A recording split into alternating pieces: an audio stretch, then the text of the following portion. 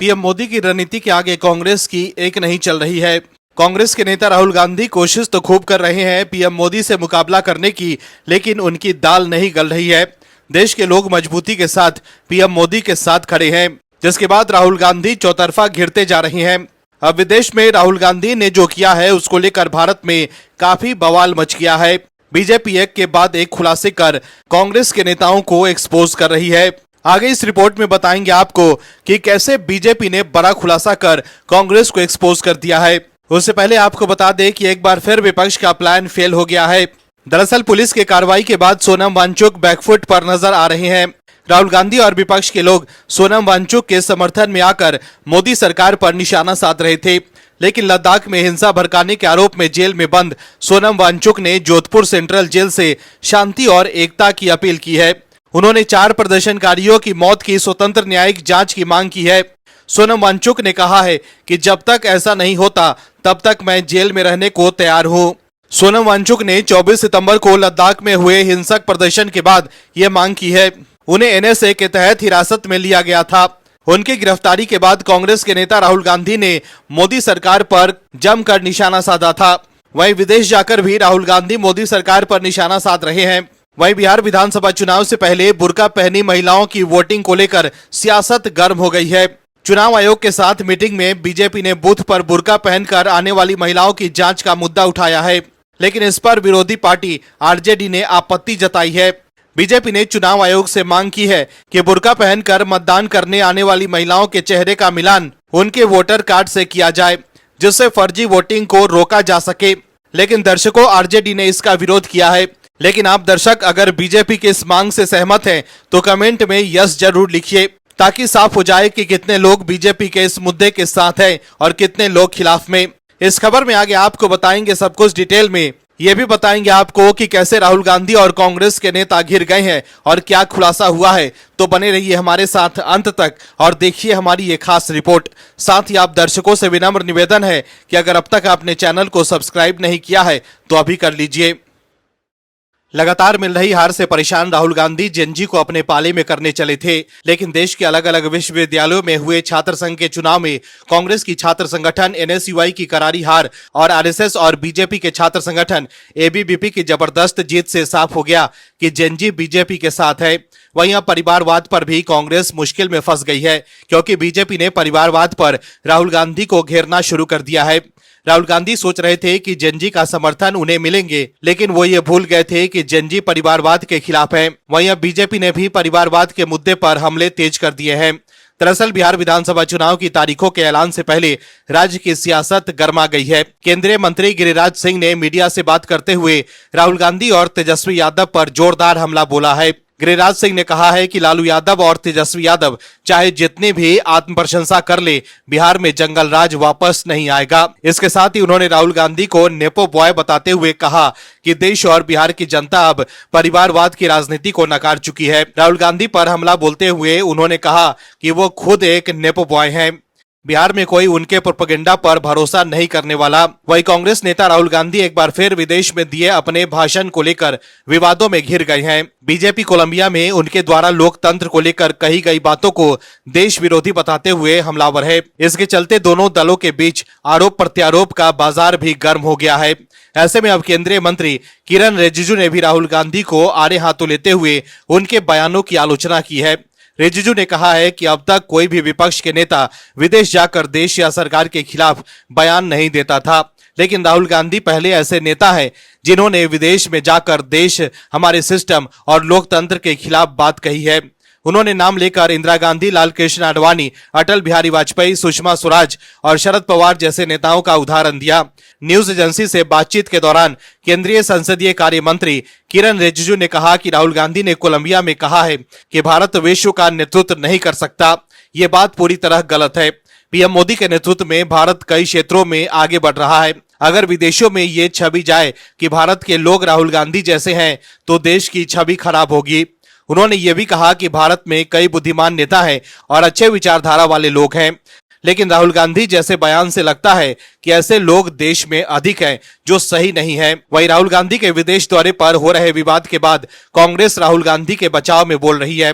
कांग्रेस ने राहुल गांधी पर बीजेपी के हमले को लेकर कहा है कि चाहे कोलंबिया में बोला जाए या कानपुर में बोला जाए, लेकिन सच्चाई ये है कि बीजेपी सरकार आर्थिक मोर्चे पर विफल रही और लोकतांत्रिक व्यवस्था पर कब्जे की उनकी कोशिश के कारण दुनिया भर में भारत की बदनामी हो रही है। पार्टी के संगठन महासचिव केसी वेणुगोपाल ने यह आरोप भी लगाया है कि प्रधानमंत्री बनने से पहले और उसके बाद कई वर्षों तक पीएम मोदी ने अपने विदेश यात्रा का इस्तेमाल न केवल कांग्रेस पर हमला करने के लिए किया, बल्कि भारत और उसके लोगों का अपमान भी किया। वहीं बिहार विधानसभा चुनाव से पहले चुनाव आयोग ने ईवीएम सहित कई नियमों में बदलाव किए हैं। बिहार विधानसभा चुनाव 2025 की तारीखों के बीच ईसीई ज्ञानेश कुमार ने कई महत्वपूर्ण घोषणाएं की है, जो चुनावी प्रक्रिया को और अधिक पारदर्शी बनाएगी। अब ईवीएम में उम्मीदवार की रंगीन तस्वीर होगी, जबकि हर मतदान केंद्र पर 1200 से अधिक मतदाता नहीं होंगे और 100% वेबकास्टिंग अनिवार्य होगी। इसके अतिरिक्त मतगणना नियमों में बदलाव करते हुए डाक मतपत्रों की गिनती को ईवीएम के अंतिम 2 राउंड से पहले अनिवार्य किया गया है, जिससे विश्वसनीयता बढ़ेगी। इसी ज्ञानेश कुमार ने कहा है कि बिहार ने वैशाली से लोकतंत्र को जन्म दिया है और अब बिहार से ही चुनाव सुधार की नई दिशा देश को मिलेगी। उन्होंने बताया कि विशेष गहन पुनरीक्षण यानी एसआईआर के तहत अपात्र मतदाताओं के नाम हटाए गए हैं, जबकि योग्य मतदाता नामांकन की समाप्ति से 10 दिन पहले तक फॉर्म 6 या फॉर्म 7 भरकर अपना नाम दर्ज करा सकते हैं। इससे पहले कांग्रेस के नेता चुनाव आयोग पर भी आरोप लगा रहे थे, लेकिन चुनाव आयोग ने सब कुछ साफ कर दिया है। राहुल गांधी ने चुनाव आयोग पर वोट चोरी के आरोप लगाए थे, लेकिन जिस तरह से चुनाव आयोग ने कई नियमों में बदलाव किए हैं और 100% वेबकास्टिंग अनिवार्य की गई है, उससे साफ है कि चुनाव आयोग कोई भेदभाव नहीं करता है। लेकिन फिर भी राहुल गांधी आरोप लगाते रहते हैं। हालांकि वो अलग बात है कि वो अपने आरोपों को लेकर कोई ठोस सबूत नहीं देते हैं। वहीं दूसरी तरफ विपक्षी दल भी एक दूसरे से लड़ रहे हैं। कांग्रेस नेता उदित राज ने आम आदमी पार्टी के मुखिया अरविंद केजरीवाल पर जोरदार हमला बोला है। उन्होंने अरविंद केजरीवाल को झूठ बोलने में माहिर बताते हुए आपको बीजेपी की बी टीम करार दिया। उदित राज ने कहा कि जिस पार्टी की उन्नति बीजेपी और आरएसएस के सहयोग से हुई हो, उनका कोई कैसे विश्वास करेगा। ये सभी जानते हैं कि एक एनजीओ से पार्टी बनने तक आपको बीजेपी का समर्थन प्राप्त था। वहीं इससे पहले अरविंद केजरीवाल ने 2027 के गोवा विधानसभा चुनाव के लिए कांग्रेस के साथ किसी भी गठबंधन से इनकार कर दिया था। उन्होंने कांग्रेस पर गोवा के लोगों को धोखा देने और उसके विधायकों के थोक में बीजेपी में शामिल होने का आरोप लगाया था। कांग्रेस के नेता राहुल गांधी लगातार चुनाव हार रहे हैं। पीएम मोदी के सामने उनकी दाल नहीं गल रही, जिसके बाद वो चुनाव आयोग के खिलाफ निशाना साध रहे हैं और वोट चोरी का आरोप लगा रहे हैं। लेकिन चुनाव आयोग भी राहुल गांधी को चैलेंज दे रहा है कि वो सबूत दें, हलफनामा दें, लेकिन राहुल गांधी पीछे हट रहे हैं। हर बार राहुल गांधी के आरोप गलत साबित होते हैं। राफेल डील पर चौकीदार चोर है से लेकर चीन से भारत की जमीन हड़प ली है के अलावा अडानी पर उनके द्वारा लगाए गए आरोप गलत साबित हुए। राहुल गांधी सिर्फ आरोप लगाते रहते हैं और फिर कोर्ट में जाकर यू टर्न ले लेते हैं। राहुल गांधी के आरोप पर उनके समर्थक खुश हो जाते हैं और उन्हें जननायक कहने लगते हैं, लेकिन उनके कथित जननायक को सुप्रीम कोर्ट से फटकार लगती है। वहीं अब तो पीएम मोदी ने भी कहा है कि मैं बिहार के लोगों से अपील करूंगा कि हमारे जननायक कर्पूरी ठाकुर का सम्मान कोई चोरी न कर ले। वहीं अब चुनाव आयोग द्वारा बम फोड़ने से कांग्रेस में खलबली है। दर्शकों, कांग्रेस के नेता राहुल गांधी विदेशी धरती से भारत के महान लोकतंत्र पर हमला बोल रहे हैं, लेकिन देश के भीतर उनके आरोप गलत साबित होते आ रहे हैं। राहुल गांधी और कांग्रेस के नेता चुनाव आयोग पर आरोप तो लगा देते हैं, लेकिन ना तो हलफनामा देते हैं, ना ही कोर्ट जा रहे हैं। दरअसल कांग्रेस ने बिहार की अंतिम मतदाता सूची में कई गड़बड़ियां होने का दावा किया और आरोप लगाया कि निर्वाचन आयोग बीजेपी की बी टीम के रूप में काम करता है और पूरी तरह से निर्लज्जता पर उतर आया है। साथ ही एसआईआर की प्रक्रिया का मकसद बीजेपी और उसके मित्र दलों को राजनीतिक लाभ पहुंचाना है। पार्टी महासचिव जयराम रमेश ने यह भी कहा कि आयोग को बीजेपी की कठपुतली की तरह नहीं दिखना चाहिए। आपको बता दें कि निर्वाचन आयोग ने विशेष गहन पुनरीक्षण के बाद बिहार की अंतिम मतदाता सूची गत 30 सितंबर को प्रकाशित कर दी, जिसके बाद राज्य में कुल 7 करोड़ 42 लाख मतदाता हैं। जयराम रमेश ने खबर का हवाला देते हुए एक्स पर पोस्ट करते हुए लिखा कि निर्वाचन आयोग ने एसआईआर का पूरा खेला ही बीजेपी के इशारे पर रचा है। अंतिम एसआईआर में निर्वाचन आयोग के सुधार के दावे भी गलत साबित हो रहे हैं। बिहार के सभी इलाकों में ऐसी खबरें आ रही हैं कि इस बात की ये पुष्टि करती हैं कि पूरी प्रक्रिया का मकसद भाजपा और उसके मित्र दलों को राजनीतिक लाभ पहुंचाना है। उन्होंने आरोप लगाया कि एसआईआर प्रक्रिया के बाद अंतिम सूची में भी तमाम गड़बड़ियों के मामले बताते हैं कि निर्वाचन आयोग को उच्चतम न्यायालय के स्पष्ट आदेशों को भी कोई परवाह नहीं है। साथ ही भाजपा की बी टीम के रूप में काम कर रहा ये आयोग पूरी तरह से निर्लज्जता पर उतारू है। रमेश ने सवाल किया कि क्या मुख्य निर्वाचन आयुक्त ज्ञानेश कुमार इसका जवाब देंगे कि एक घर में 247 मतदाता कैसे पाए गए और एक व्यक्ति का नाम एक ही बूथ पर 3-3 जगह क्यों है? अंतिम मतदाता सूची में इतनी बड़ी गड़बड़ियां कैसे सामने आ रही हैं? या वो पहले की तरह ही चुप्पी साधे रहेंगे? उन्होंने कहा है कि चिंताजनक बात यह है कि कुछ विधानसभा क्षेत्रों में मतदाता के नाम कटने की संख्या पिछले चुनावों में जीत के अंतर से भी ज्यादा है। कांग्रेस नेता ने कहा कि हमने पहले दिन से ये कहा है कि भारत का निर्वाचन आयोग पूरे देश का है और उसे सत्ताधारी दल की कठपुतली की तरह नहीं देखा जाना चाहिए। दर्शकों, छपी एक खबर को शेयर कर कांग्रेस के नेता जयराम रमेश ने यह भी आरोप लगाया। इसी तरह का आरोप राहुल गांधी ने भी अखबार में छपी खबर को लेकर लगाया था कि चीन ने भारत की जमीन हड़प ली है। लेकिन क्या हुआ? सुप्रीम कोर्ट में फंसने के बाद राहुल गांधी ने साफ कह दिया कि वो विपक्ष के नेता हैं, इसीलिए अखबार में छपी खबर को लेकर निशाना साधा था और आरोप लगाया था। दर्शकों, कांग्रेस के नेताओं की आदत है कि कोर्ट में फंसने के बाद वो पलटी मार लेते हैं। वहीं एक मीडिया रिपोर्ट के मुताबिक बिहार के फाइनल वोटिंग लिस्ट में करीब 6,000 गैर भारतीय वोटर यानी कि विदेशी घुसपैठिए पाए गए हैं। चुनाव आयोग इनके खिलाफ आगे की कार्रवाई की तैयारी में है। एसआईआर पर रोक लगवाने के लिए विपक्ष के लोग सुप्रीम कोर्ट भी गए थे, लेकिन सुप्रीम कोर्ट ने एसआईआर पर रोक न लगाकर उन्हें झटका दे दिया है। कांग्रेस के नेताओं की आदत है कि वो सिर्फ आरोप लगाते हैं, लेकिन अपने आरोपों को लेकर वो अक्सर गलत साबित हो जाते हैं। राहुल गांधी भी चुनाव आयोग पर वोट चोरी का आरोप लगा रहे थे, लेकिन ना तो वो हलफनामा दे रहे हैं और ना ही कोर्ट जा रहे हैं। लेकिन कांग्रेस के नेता आरोप जरूर लगा रहे हैं। वहीं अब कांग्रेस की एक इंटरनेशनल बेइज्जती हो गई है। वहीं राहुल गांधी विदेश जाकर भारत के महान लोकतंत्र पर सवाल उठा रहे हैं और कह रहे हैं कि भारत के लोकतंत्र पर इस समय बड़े पैमाने पर हमला हो रहा है और ये देश के लिए सबसे बड़ा खतरा है। लेकिन सब जानते हैं कि कांग्रेस ने इस देश पर आपातकाल थोपकर लोकतंत्र का गला घोटने की कोशिश की थी। वहीं अब राहुल गांधी के चक्कर में कांग्रेस के नेता भी मोदी सरकार के पीछे पड़े रहते हैं, लेकिन अब कांग्रेस को जोर का झटका लगा है। दर्शकों, कांग्रेस के लोग काम के नाम पर पीएम मोदी से मुकाबला नहीं कर पा रहे हैं तो वो झूठ का सहारा ले रहे हैं, लेकिन इस बार भी वो बुरी तरह एक्सपोज हो गए हैं। दरअसल एक तरफ जहां विदेश जाकर राहुल गांधी भारत के लोकतंत्र को बदनाम करने की कोशिश कर रहे हैं, तो वहीं दूसरी तरफ कांग्रेस के नेता विदेश नीति पर मोदी सरकार को घेर रहे हैं। लेकिन अब दूध का दूध और पानी का पानी हो गया है।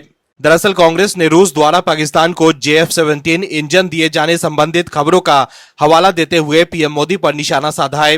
कांग्रेस महासचिव जयराम रमेश ने इसे कूटनीतिक विफलता करार देते हुए कहा कि भारत का भरोसेमंद साथी रूस अब पाकिस्तानी सेना का सहयोग क्यों कर रही है। खबरों में कहा गया है कि रूस JF-17 विमानों के लिए RD-93MA इंजन देने पर सहमति जताई है, लेकिन बीजेपी नेता अमित मालविया ने कांग्रेस के आरोपों को निराधार बताया है। वहीं रूस ने भी उन खबरों को खारिज कर दिया है जिसमें कहा गया था कि पाकिस्तान को JF-17 थंडर ब्लॉक 3 लड़ाकू विमानों में इंजन के लिए रूस MA इंजन की आपूर्ति कर रहा है। रूस द्वारा इंजन दिए जाने की खबरों पर कांग्रेस ने मोदी सरकार पर हमला बोला था।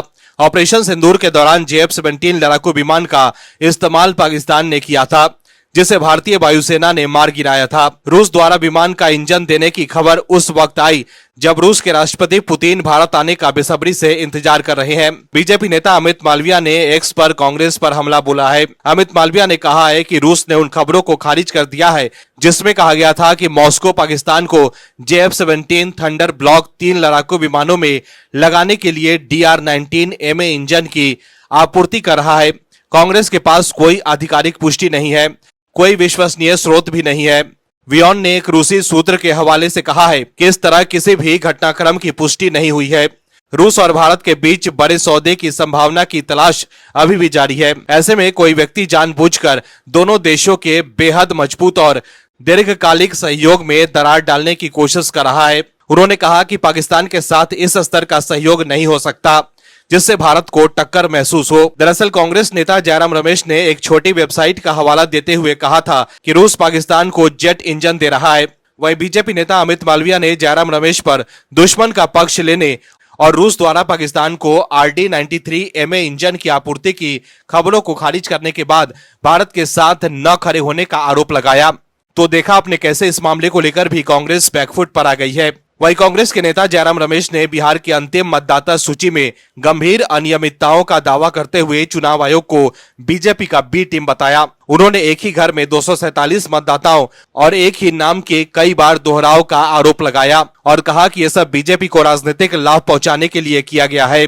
वहीं बीजेपी ने बिहार की मतदाता सूची में गड़बड़ियों के कांग्रेस के आरोपों को खारिज करते हुए राहुल गांधी की विश्वसनीयता पर सवाल उठाया। बीजेपी प्रवक्ता गौरव भाटिया ने कहा है कि सुप्रीम कोर्ट ने भी चुनाव आयोग के निष्पक्ष चुनाव कराने के प्रयासों की सराहना की है, जबकि कांग्रेस हार के डर से ऐसे निराधार आरोप लगा रही है। Bureau report OMH news. आप दर्शकों से विनम्र निवेदन है कि चैनल को सब्सक्राइब जरूर करें